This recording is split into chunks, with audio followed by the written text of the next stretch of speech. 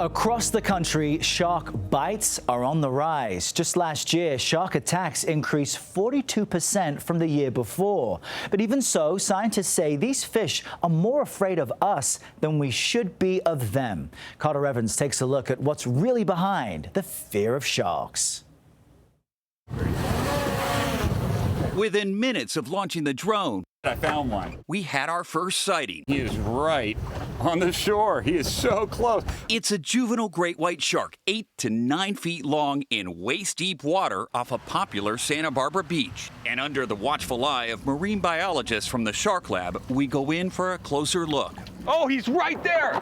He is literally right here. For many, this is the stuff nightmares are made of. The shark is right there.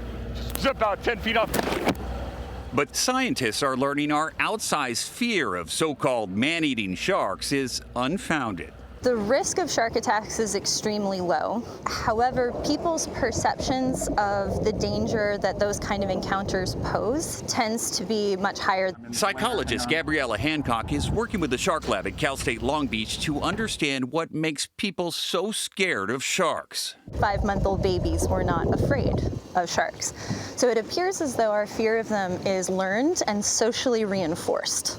It turns out, after falling into the water with that juvenile great white, the reaction to scramble back onto the board isn't necessary. I'm 10 feet behind a large shark, bigger than I am. I lose my balance. I fall in the water.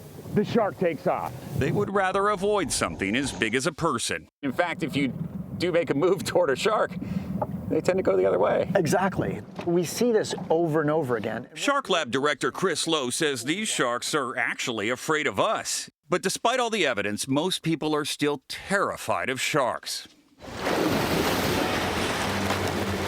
You're going to need a bigger boat.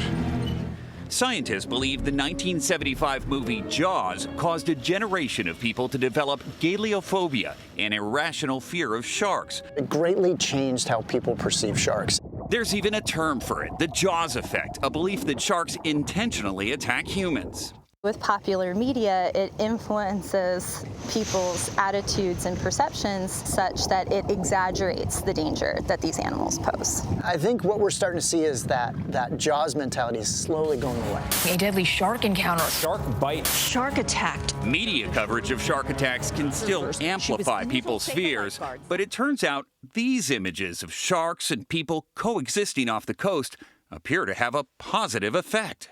There's growing evidence, scientific evidence, that people's attitudes are changing because they're getting good information. But even faced with slim odds, the fear of sharks is a hard habit to break. If I asked you, would you get in the water with me?